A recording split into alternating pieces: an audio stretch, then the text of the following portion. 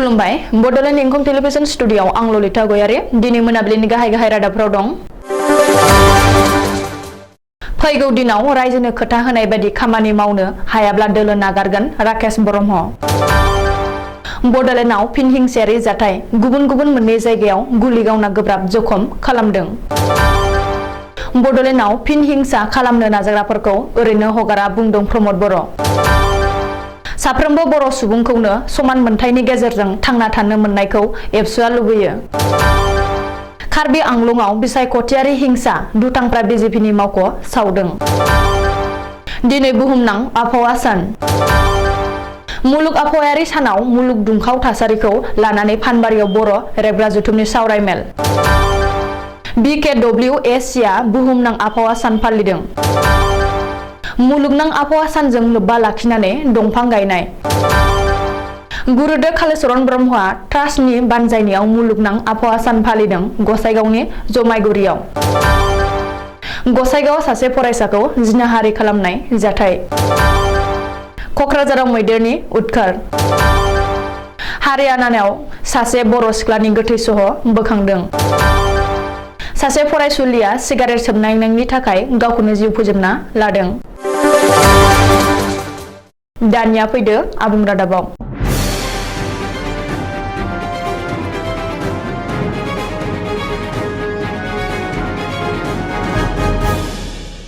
कक्लाबारि बियाबनि हानि जेंनाखौ 3 दानाव सुस्रांनानै होनो हायाब्ला फैगौ समाव कक्लाबारि बियाबाव UPPL दोलोआ राजखान्थि गेलेया। 22 नं कक्लाबारि बियाबाव उफेरा बिसायख'थिनि फोसावदिंनायाव बाहागो लाना बे बाथ्राखौ बुंदों BTCनि मावफुं सोद्रोमा राकेश ब्रह्मआ।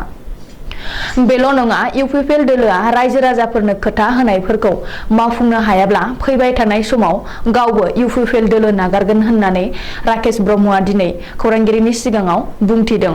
मिथिनो हानाय बायदिब्ला EM राकेश ब्रह्मआ दिनै कक्लाबारि उफेरा बिसायख'थिनि थाखाय बरखाग्राजों लोगोसे गुबुन गुबुन जायगायाव फोसावदिंनाय आरो सांग्रांथियारि मेलफोराव बाहागो लायो।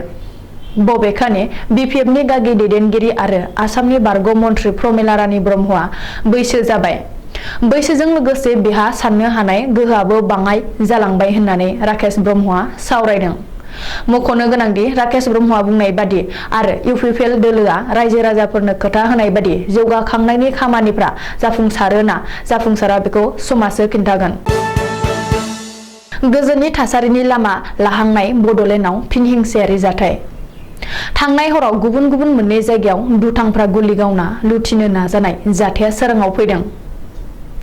हरसेनि गेजेरावनो गुबुन गुबुन जायगायाव जानाय बे गुलि गावनाय जाथाया बडलेण्डआव फिन दुंहाव थासारि लाबोदों। मिथिनो हानाय बादिब्ला गिबि जाथाया कक्राझार जिल्लानि सेरफांगुरियाव जादों। सेरफांगुरि नाराबारियाव गंसे बाइकआव हेलमेट हमना फैनाय सानै दुथांफ्रा सुनिल मण्डल मुंनि सासे फालांगिरिखौ गुलि गावना गालांदों। गेलामाल गलादार सुनिल मण्डलनाव साननैसो सिगाङावनो उदखारि आफादा KLOनि मुङाव 2 लाख रां दाबिदोंमोन। नाथाय जानबुङाव 2 लाख रां हरनो सुनिल मण्डलआ राजि जायाखैमोन। जायनि थाखाय KLOनि उदखारिफ्रा बुथारनोबो हुमखि होदोंमोन होनना मिथिनो हादों। जेरै हुमखि ओरै थांनाय हराव दुथांफ्रा सुनिल मण्डलखौ गुलि गावो। रिपर्ट बादिब्ला बे जाथायाव सुनिल मण्डलनि बिखानि गोजौआव गरसे गुलि नाङो आरो गोब्राब जखम जायो। बे जाथायखौ लोब्बा लाना सानै दुथांखौ कक्राझार पुलिसआ एरेस्ट खालामनो हादों होनना सुलुङाव फोरमायदों। गुबुन फारसे बे जाथायनि उनाव चिरां जिल्लानि आमगुरि पुलिस थानानि बेन्दोंआव थानाय आमटेकायावबो गुलि गावनाय जाथाय जादों। मिथिनो हानाय बादिब्ला थांनाय हराव सिनायमोनि दुथांफ्रा आमटेकानि अनिल इस्लारि मुंनि फालांगिरिनि न'आव गुलि गावना खारलांदों। बे जाथायाव अनिल इस्लारिया फाफ्लियाव गरनै गुलि नांजायो आरो गोब्राब जखम जायो। रिपर्ट बादिब्ला सिनायमोनि दुथांफ्रा थांनाय हरनि 12:30 रिंगासोआव अनिल इस्लारिनि न'आव वाल बारना हाबो आरो दर बुना फोजाहैयो। नाथाय अनिलआ गोब्राब हरसिखावनायाव दुथांफ्रा माखासे गुलि गावो। मिथिनो हानाय बादिब्ला कक्राझार आरो चिरां जिल्लायाव दुथांफोरनि गुलि गावनायाव जखम जानाय सानैबो दुखुथिया सुबुंखौ बङाइगावनि लवार आसाम हस्पिटालनि ICUआव एडमिट खालामना फाहामथाय होदों। हरसेनि गेजेरावनो कक्राझार आरो चिरां जिल्लायाव सानै फालांगिरिखौ सिनायमोनि दुथांफ्रा गुलि गावनाय जाथायखौ लाना बडलेण्डआव फिन दुंहाव आरो गिग्लुंनाय थासारि सोमजिदों। मख'नो गोनांदि थांनाय हराव क'क्राझार जिल्लानि सेरफांगुरि, नाराबारि आरो चिरां जिल्लानि आमथेखायाव सानै फालांगिरिखौ सिनाय मोनै दुथांफ्रा गुलि गावना गोब्राब जखम खालामदों।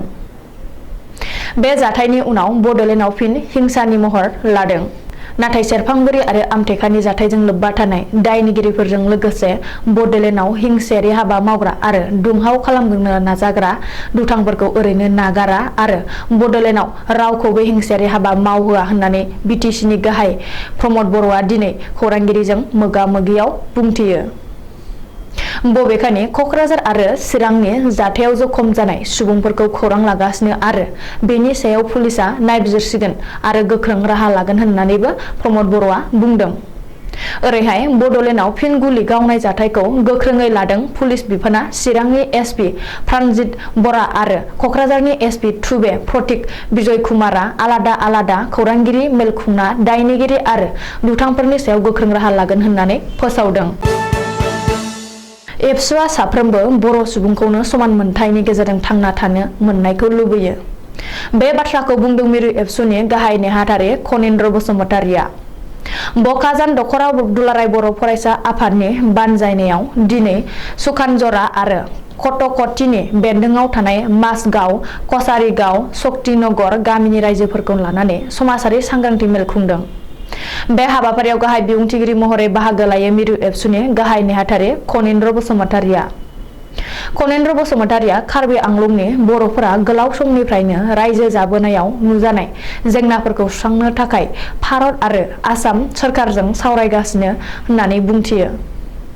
बेजों लोगोसेनो जेरावखि थाया साफ्रोमबो बर' सुबुंखौनो समान मोनथायनि गेजेरजों थांना थानो मोननायखौ एबसुआ लुबैयो होननानै खनीन्द्र बसुमतारिया गावनि बेसेनगोसा बिबुंथिखौ लाखियो। बे हाबाफारियावनो बिबुंथिगिरि महरै बाहागो लाबावो बर' थुनलाइ आफादनि बारग' लेङाइ आफादगिरि बिसेश्वर बसुमतारि, कार्बि आंलं जिल्ला दुलाराय बर' फरायसा आफादनि बोसोनगिरि एन्थनी बसुमतारि आरो KACनि बारग' मावफुं सोद्रोमा शरद ब्रह्मआबो। बे हाबाफारियावनो मिरु एबसुनिफ्राय फारियै सुबुं फोनांजाब नेहाथारि बिरखां नार्जारि, अभिजित नार्जारि आरो सोलोंथाइ नेहाथारि सोमावसार बसुमतारियाबो बाहागो लायो। कार्बि आंलंआव बिसायख'थियारि हिंसा। कार्बि आंलं अट'नमास काउन्सिल बिसायख'थियाव हिंसायारि जाथाय। बे जाथाया कार्बि आंलंआव दुंहाव थासारि सोमजिहोदों। रिपर्ट बादिब्ला थांनाय हराव सिनाय मोनै दुथांफोरा बिजेपिनि स्ट'र कमिटिनि अरायथा नङि मावख'खौ सावना गालांदों। बकाजाननि बालिफोथाराव जादों बे हिंसायारि जाथाया। गिबि मन्थ्रिजों लोगोसे गोबांसा मन्थ्रि, MLA आरो गोजौ थाखोनि दैदेनगिरिफ्रा गोख्रों बिसायख'थि फोसावदिंनाय समावनो कार्बि आंलंआव बे हिंसायारि जाथाया जादों। बालि फोथाराव थानाय 23 नं सरुफोथार बियाबनि बिजेपिनि बिजाथि खादम थेरांफिनि मावख'खौ थांनाय हराव सिनाय मोनै दुथांफ्रा सावना गालांदों। थांनाय हरनि 1:30 रिंगायाव जादों बे जाथाया। बे हिंसायारि जाथायनि उनाव दिनै फुङावनो जायगानि MLA आरो आसाम आयेन आफादनि लेङाइ बुंथिगिरि डक्टर नमल ममिना जाथायसालियाव थांना खौरां लाहैयो आरो बे जाथायनि सायाव नायबिजिरनो बिथोन होयो। बेजों लोगोसेनो 24 घन्टानि गेजेरावनो दायनिगिरिफोरखौ हमना गोख्रों साजा होगोन होनना डक्टर ममिना खोथा होदों। गुबुन फारसे पुलिस बिफानाबो बे जाथायनि सायाव नायबिजिरनो जागायबाय। दिनै 5 जुन बुहुमनां आबहावा सान। बुहुमनि खना खनला आबहावा सान फालिनाय बादिनो मानास नेशनेल पार्कआव बुहुमनां आबहावा सान फालिदों। हाग्रा बिफान, मानास वेलफेयार ससाइटि, मानास जिब साफारि एस'सिएशननि बानजायनायाव एबसु, आसु, आसा, ABMSU आरो गुबुन गुबुन आफादफोरनि मदद होनायजों दिनै मानास नेशनेल पार्कआव बुहुमनां आबहावा सान फालिदों। बेजों लोगोसे साइकेल रेलीबो लायो आरो बे साइकेल रेलीखौ मानास बासबारि रेन्जनि रेन्जार बाबुल ब्रह्मआ फ्लेग अफ खालामना होयो। बाक्सा जिल्लानि सालबारि महकुमायावबो अफिसियेलि बुहुमनां आबहावा सान फालिदों आरो सालबारि पुलिसनि बानजायनायाव सांग्रांथियारि साइकेल रेली खालामदों होनना खौरां मोन्दों। बुहुमनां आबहावा सानजों लोब्बा लाना सालबारि पुलिसनि साइकेल रेलीखौ फ्लेग अफ खालामदों सालबारि महकुमानि बेंगिरि लकजयती दासआ। बबेखानि बे साइकेल रेलीआव सालबारि स्पर्टस एस'सिएशन, सालबारि कलेज ओनसोलनि BDOP मावफारियाफ्रा बाहागो लायो होननानै मिथिनो हादों। दिनै 5 जुन रबिबारखालि मुलुगनां आबहावायारि सानाव मुलुग दुंखाव थासारिखौ लानानै बर' रायग्रा जथुमा चिरां जिल्ला बिजनी फानबारियाव मोनसे मेहेरगोनां सावरायमेल खुंदों। गिबि फुंनि 9 रिंगायाव बर' रेबग्रा जथुमनि फिरफिलाखौ आफादगिरि राजेन बसुमतारिया बिरहोजेनदोंमोन। बेनि उनाव बिफां गायनाय हाबाफारिबो लानाय जादोंमोन। बर' रेबग्रा जथुमनि आफादगिरि राजेन बसुमतारिनि मासि दैदेननायाव बे सावरायमेल खुंनायाव गाहाय आलासि महरै बाहागो लादोंमोन पद्मश्री डक्टर मंगलसिं हाज'वारि, लोगोसे मानास हादरारि हाग्रामानि OSD आसाम गौरब DD बर', मानास नेशनेल पार्कनि डेपुटि डाइरेक्टर दिबांकर दास, फानबारि गोजौसिन फरायसालिनि गोरायुं राकेश्वर ब्रह्म, कमलाकान्त बसुमतारि, करमेश्वर ब्रह्म आरो फुंखा सुबुं महरै चिरांनि DFO प्रमानन्द फातेवारि, फानबारि रेन्जनि forest रेन्जार D रंखें करंफी, doctor सुबुंसार Mushahary आरो बरपेटा MC कलेजनि बिबुंगोरा थरायना दैजि ब्रह्म मोनहा गावबा गावनि फुंखा बिबुंथिखौ फरायथिदोंमोन। मख'नो गोनांदि 4 आरो 5 जुन साननैनि बे हाबाफारिखौ चिरां जिल्ला फानबारि बाजार कमिटिनि अडिट'रियाम कनफारेन्स हलाव खुंफुंनाय जादोंमोन। बे हाबाफारियाव बर' रेबग्रा जथुमनि लिरगिरि सोद्रोमा आरो फानबारि ओनसोलनि रायजो राजाखौ लाफानानै बयनिबो हेफाजाबजों BTCनि मावफुं सोद्रोमा धनन्जय बसुमतारिया सिगां फुंनि 9:30 रिंगायाव मुलुगनां आबहावायारि सानखौ लोब्बा लानानै फानबारि गोजौसिन फरायसालिनि लांगोना फोथाराव बिफां फुलि गायग्रोनायबो जादोंमोन।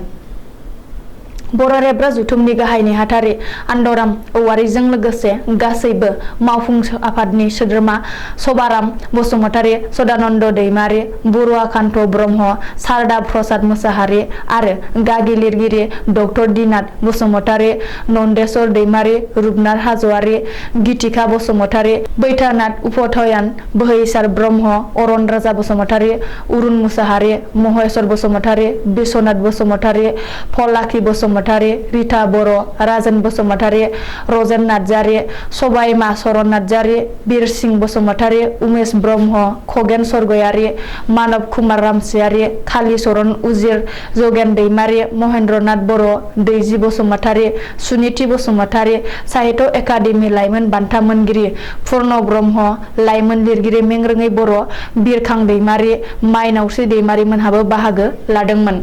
मख'जाथावदि बे हाबाफारिखौ जाफुंहोनायाव फानबारि ओनसोलनि गोबां गोरों-गोरा रायजो राजा आरो फानबारि बाजार कमिटिया मैखोमै बिफाव लादोंमोन। बे हाबाफारियाव डक्टर गोमोथाव बसुमतारिया गावनि सेरजानि मिलौदो जादुजों देंखो रोजाबनानै बयखौबो गोजोनहोनो हादोंमोन। दिनै मुलुगनां आबहावा सान, दुलाराय बुहुमजों लोगोसेनो बर' कसारी अनसाय गाव हायुङारि खुंथायाबो धेमाजि जिल्लानि सानजारि नोगोरनि सिमेन्ट सापरियाव थानाय UN एकाडेमि फरायसालियाव मुलुगनां आबहावा सान फालिदों।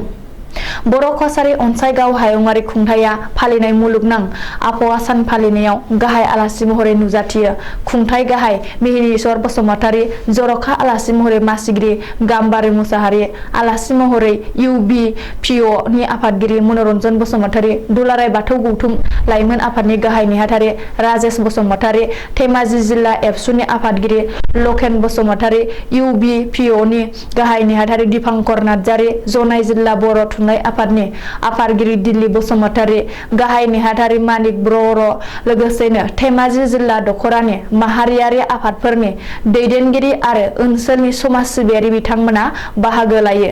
बर' कसारी अनसाय गाय हायुङारि खुंथायनि बानजायनायाव फालिनाय मुलुगनां आबहावा सानाव खुंथायनि OSD सुक्रेश्वर गयारिनि दैदेननायाव खुंनाय सावरायमेलखौ आलारि बाथि फोजोंनानै बेखेवनानै होयो बर' कसारी अनसाय गाय हायुङारि खुंथायनि मासिगिरि गाम्बारु मुसाहारिया।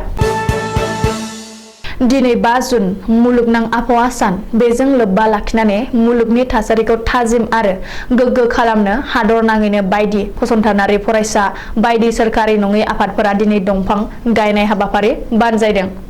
बेबादिनो अदालगुरि जिल्लानि दुलाराय बर' फरायसा आफादनि बानजायनायाव आरो टंला जौमा फरायसा आफादनि हेफाजाबाव टंला जौमा फरायसालिनि सोरगिदिं दंफां गायनाय हाबाफारिखौ मावफुङो।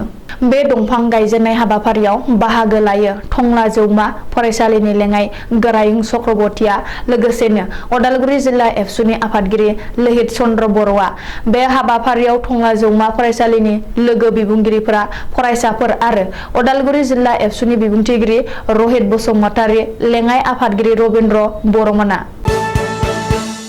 दिनै 5 जुन एबा मुलुगनां आबहावा सान। बे सानजों लोब्बा लाखिनानै दिनै गुरुदेव कालीचरण ब्रह्म ट्रास्टनि बानजायनायाव गुरुदेव कालीचरण ब्रह्म स्पिरिचुवेल इउनिभारसिटि कम्पाउन्डआव जयमागुरिआव 1000 निबो गोबां बायदि रोखोमनि बिफां लाइफां गायनाय जादों।